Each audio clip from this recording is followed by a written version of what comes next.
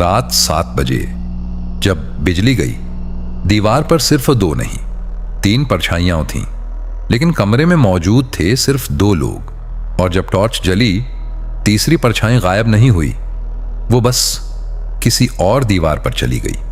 आज की कहानी में डर आपके पीछे नहीं खड़ा होगा, वो आपकी ही हरकतों से 1 सेकंड देर से हिलेगा।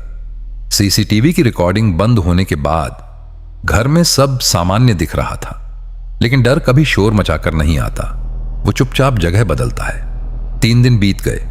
विक्रम अब पहले जैसा था, हंसता, बात करता, बाहर जाता।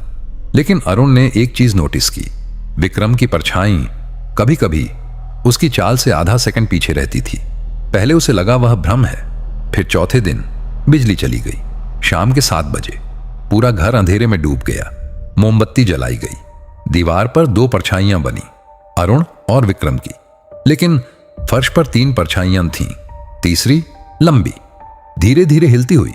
अरुण का गला सूख गया। तुम देख रहे हो? उसने फुसफुसाया। विक्रम ने कुछ नहीं कहा। उसकी नजर सीधी दीवार पर थी और उसकी परछाई मुस्कुरा रही थी, जबकि विक्रम का चेहरा बिल्कुल सपाट था। अचानक मोमबत्ती खुद ब खुद बुझ गई। कमरे में अंधेरा, सिर्फ एक धीमी फुसफुसाहट। नया घर। अरुण ने तुरंत मोबाइल की टॉर्च ऑन की।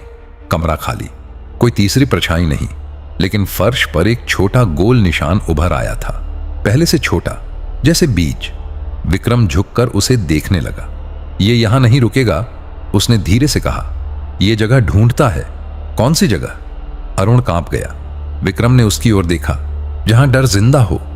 उसी रात पास वाली गली में रहने वाली मीरा के घर से चीख सुनाई दी। अरुण और विक्रम दौड़कर बाहर निकले। लोग जमा हो चुके थे। मीरा दरवाजे के बाहर खड़ी कांप रही थी। मेरे कमरे में कोई है, वह रो रही थी। कमरा अंदर से बंद था, लेकिन अंदर से खटखटाने की आवाज आ रही थी।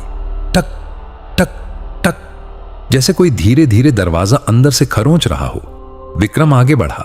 उसकी आंखों में अजीब शांति थी। दरवाजा मत खोलना, उसने सबको रोका। क्यों?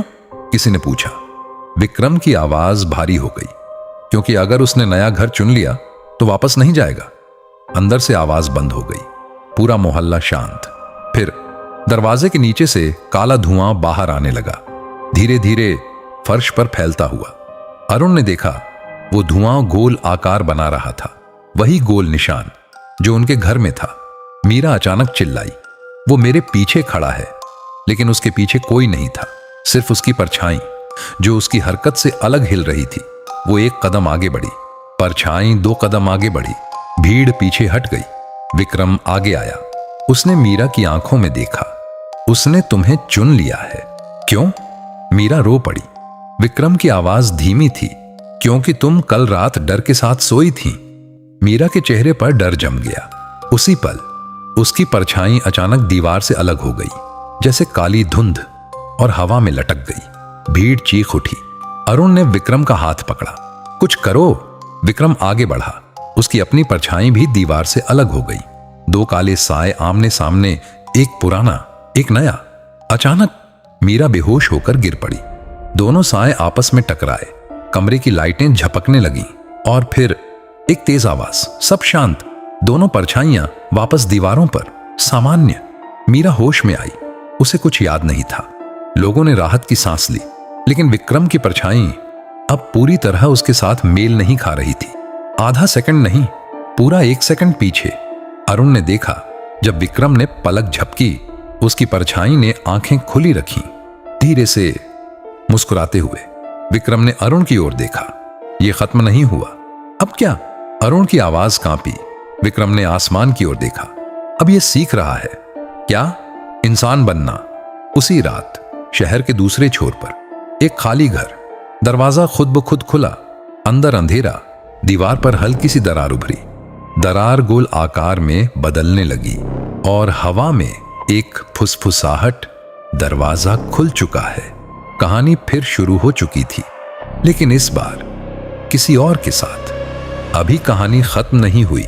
आगे की कहानी सुनने के लिए हमारे चैनल को सब्सक्राइब कर लेना।